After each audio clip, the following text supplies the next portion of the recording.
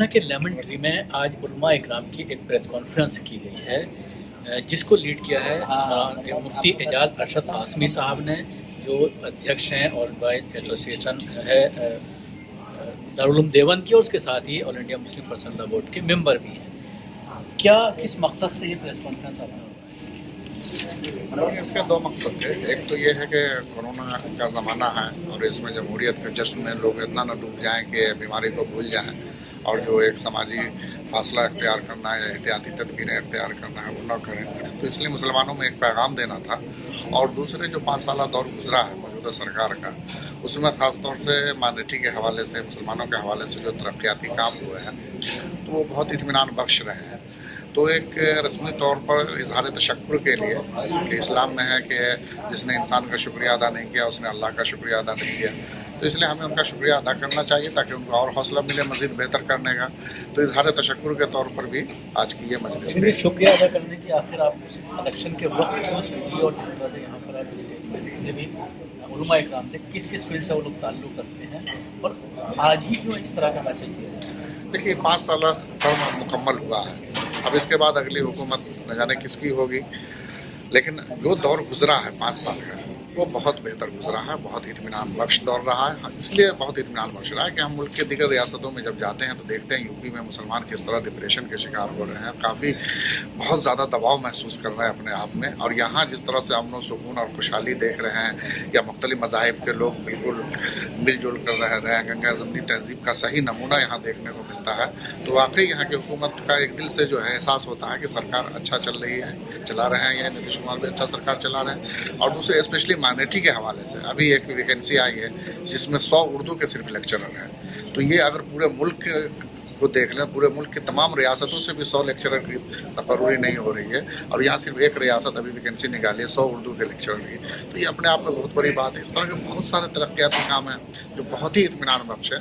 तो इसलिए हमें सिर्फ आंख बंद करके डर और खौफ की सियासत में रह करके वोट नहीं करना चाहिए। जैसे उर्दू की बात की, जिस तरह से उर्दू को लेकर पूरा हंगामा मचा हुआ है कि कम कर दिया जाएगा, बेसिक लैंग्वेज की कैटेगरी से उसको अलग कर दिया जाए। जाहिर है कि अब तक तो बहुत बेहतर रहा है, लेकिन अगर आइंदा कुछ होता है तो इस सिलसिले में बात की जाएगी। जब तक हम अगर किसी सीएम को अपना बना करके या उसका एतमाद हासिल नहीं करेंगे, अगर हम उनका सिर्फ क्रिटिसाइज ही करते रहेंगे और उसके अच्छे कामों को हौसला अफजाई नहीं करेंगे तो वो आगे काम किस तरह करेंगे। इसलिए बेहतर तो तरीका वही है कि जो भी काम हुए हैं तो उनके हम हौसला अफजाई करें कि अच्छा काम हुआ, और जहाँ कमी होगी तो उनका आईना दिखाया जाएगा कि भाई इसलिए इलेक्शन जिस तरह से आरजेडी के साथ लड़ा, उसके बाद अचानक चले गए, तो उसके बाद मुसलमान काफ़ी नाराज हैं कि आपने बीजेपी से हाथ मिला दिया, और अब भी बीजेपी के साथ सरकार बनाने की बात, लड़ने की बात चल रही है, इलेक्शन लड़ा जा रहा है। तो ऐसे में इस तरह का शुक्रिया अदा करके क्या ये आप मैसेज नहीं दे रहे हैं मुसलमानों में कि उनको वोट देना चाहिए?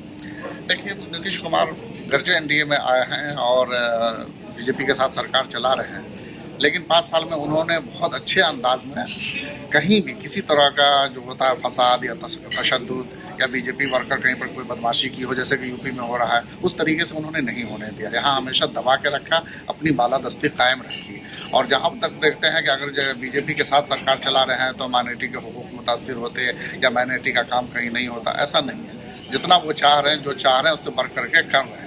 लेकिन दूसरी तरफ अगर हम देखते हैं कि जिसके साथ वो सरकार चला रहे थे उसको उससे अलग हो गए, तो वो कौन सा माइनॉरिटी को देख रहे हैं? अगर आप देख लीजिए तो वो अभी अपोजिशन में है। अपोजिशन में विधानसभा में अपोजिशन लीडर कौन है? यादव। विधान परिषद में अपोजिशन लीडर कौन है? यादव। चीफ व्हिप विधान परिषद में कौन है? यादव। विधानसभा में कौन है? Chief whip Yadav. तो जो की पोस्ट है, ये चारों की पोस्ट आते हैं अपोजिशन में, चारों की पोस्ट पर 4 यादव बैठे हुए हैं। मुस्लिम कहाँ है? तो मैं अभी यहाँ पर कोई ऐसी सियासी बात नहीं कर रहा हूँ कि किसको वोट देना है किसको नहीं देना है। सारे मुसलमान अपनी आंख खुली रखें और देख करके वोट दें, लेकिन जो सच्चाई है उसका हमें एतराफ़ करना चाहिए। हिस्सेदारी की बात कर रहे हैं, तो हिस्सेदारी की अगर बात की जाए, या SDPI लड़ रही है, वो तो हिस्सेदारी की पूरी तरह से बात कर रहे हैं कि मुसलमानों को पूरी हिस्सेदारी मिलनी चाहिए। बिल्कुल, ये मुस्लिम की आदत है, इसे आगे बढ़नी चाहिए। लेकिन MIM का जो तर्ज सियासत है उसे हमें बिल्कुल सख्त इख्तलाफ है, मैं उस पर इत्तेफाक नहीं रखता। इसलिए कि वो जो सियासत करते हैं वो पोलराइजेशन की सियासत करते हैं। खालिस मुस्लिम का अगर डंका बजाएंगे तो जाहिर है कि दूसरी तरफ हिंदू भी पोलराइज होंगे, और उसका डायरेक्ट फ़ायदा जो हिंदू शिद्दत पसंद तंजीमें है या फ़िरका परस्त सियासी पार्टियाँ हैं उनको पहुँचेंगी। तो इस तरह की कोई ऐसी सियासत नहीं करनी चाहिए जिससे फ़िरका परस्त सियासतों को फ़ायदा पहुँचे। और ओवैसी साहब का जो तर्ज सियासत है वो कुछ इसी नौइयत का है इसलिए हम उससे इख्तलाफ रखते हैं। दुनिया में जो एक बहुत बड़ी महामारी फैली हुई है कोरोना, इस कोरोना काल में ये एक अपने आप में नायाब अलग किस्म का इलेक्शन होने जा रहा है और इलेक्शन को जमहूरियत का त्योहार कहा जाता है।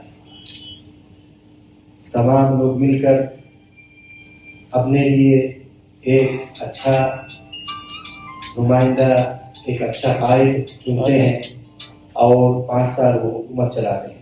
इस इलेक्शन में ज़रूरत है कि हम तमाम लोग आगे बढ़कर सोशल डिस्टेंस मेंटेन करते हुए और कोरोना जिन चीज़ों से फैलता है उससे दूर रहते हुए हम इलेक्शन में भाग लें, ये हमारी गुजारिश होगी तमाम बिहार वासियों को।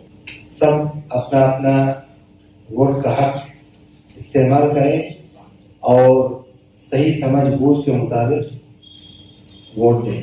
बिहार का पिछला 5 साल चंद दिनों पहले 2015 में या 16 में इलेक्शन हुआ था विधानसभा का और देखते ही देखते ये 5 साल पूरा हो गया। 5 साल अल्लाह रब्बुल आलमीन का लाख लाख शुक्र है कि हम तमाम बिहार वासी भाईचारगी के साथ, अखुवत और मोहब्बत के साथ एक दूसरे के दुख में और सुख में शरीक होकर हम बिताए। बेशक बिहार को एक अमन और सलामती का रियासत बनाने में और इसको गंगा जमनी तहजीब को मज़ीद फ़रोग़ देने के लिए हमारे जो कायद हैं उनका बहुत बड़ा रोल रहा है। बिहार इन 5 सालों में बहुत ज़्यादा तरक्की किया है, बहुत आगे बढ़ा है। अगर हम मिसालें देने लगें तो शायद घंटों लग जाए कि बिहार में क्या क्या तरक्की हुई। बिहार का आखिरी हिस्सा, सबसे दूर का हिस्सा जिला किशनगंज कहलाता है। मैं बाई रोड 4 से 5 घंटे में पटना पहुंच जाता हूँ। ये हमारे लिए बहुत बड़ी नेमत है। इसी तरीके से बिहार में इस वक्त हम बिजली देख रहे हैं। बिजली पहले जमाना था कि 10 से 12 घंटा बिजली मिलती थी, अब हमें एहसास नहीं होता है कभी बिजली कटी। इसी तरीके से माइनॉरिटीज के लिए जो कुछ काम हुआ है, मेरे ख्याल से बहुत सारे कम ऐसे सूबे हैं जहाँ पर इस तरह के काम हुआ होगा। बिहार मदरसा एजुकेशन बोर्ड के टीचरों को 7 पे लागू कर दिया गया और दूसरे सूबों में अब तक इस तरह का हम नहीं देख रहे। बिहार में माइनॉरिटीज के लिए जो बजट था, आज वो बजट मेरे ख्याल से कई गुना ज्यादा है। पहले 40-50 करोड़ का था, अब ये बजट मेरे ख्याल से 2200 करोड़ तक पहुंच गया। बिहार में मौलाना मजहर यूनिवर्सिटी को 5 एकड़ बिल्डिंग, 5 एकड़ जमीन के साथ 120-25 करोड़ के फंड से आलीशान बिल्डिंग ज़ेर तामीर। बिहार के हर डिस्ट्रिक्ट में वक्फ मल्टीपर्पस बिल्डिंग का क़याम, कई सारे डिस्ट्रिक्ट में ये काम चल रहा है। ये एक बहुत बड़ी चीज़ है कि वहाँ के माइनॉरिटीज इन मल्टीपर्पस बिल्डिंगों में अपने शादी ब्याह, प्रोग्राम, कॉन्फ्रेंस, बहुत सारी चीज़ों में फ़ायदा ले सकते हैं। बिहार में अलीगढ़ मुस्लिम यूनिवर्सिटी को जो ज़मीन दी गई है 224 एकड़, वो अपने आप में माइनॉरिटीज के लिए बहुत बड़ी चीज़ है। किशनगंज में 18 महीने में हमारे साबिक राष्ट्रपति कलाम साहब के नाम से एग्रीकल्चर कॉलेज बनाया गया। मेरे ख्याल से इतना खूबसूरत और इतना आलीशान बिल्डिंग के साथ बिहार के दूसरे किसी जगह में इस तरह का कॉलेज है कि नहीं, मेरे इल्म में नहीं। बिहार में शहर पटना में अंजुमन इस्लामिया की जो बिल्डिंग थी कितनी बोसीदा हो चुकी थी, अभी उसमें एक आलीशान बिल्डिंग बन रही थी। पिछला 5 साल माइनॉरिटीज के लिए बहुत अच्छा गुजरा है। अल्लाह रब्बुल आलमीन हमारे कायद जनाब नीतीश कुमार साहब को सेहत तंदुरुस्ती अता फरमाए और उनको तौफीक दे कि वो इस तरह के कामों को मज़ीद मुस्तक़बिल में और कर सकें और यहाँ के माइनॉरिटीज, यहाँ का गंगा जमनी तहजीब और फ़रोग़ पाए। यही हमारे नेक तमन्नाएं हैं उनके साथ और हम उनका शुक्रगुजार हैं कि ये 5 साल जो इस तरह से एक तरक्की के साथ और एक अच्छे ढंग से सब लोगों को लेकर, सब लोगों के लिए हर तरह के तरक्की के काम किए हैं, उनके लिए हम शुक्रगुजार हैं उनका। आज की हमारे नशिश कोई पॉलिटिकल बयान के नहीं है, इसलिए हम माजरफा होंगे। हम सिर्फ नीतीश कुमार साहब की जो अच्छी कारकर्दगी थी उनका शुक्रिया अदा करने के लिए हम यहाँ बैठे हैं। हम कुरान करीम में है लइन शकरतुम लअज़ीदन्नकुम, तुम अगर शुक्रिया अदा करोगे तो हम तुमको और मज़ीद नवाजेंगे।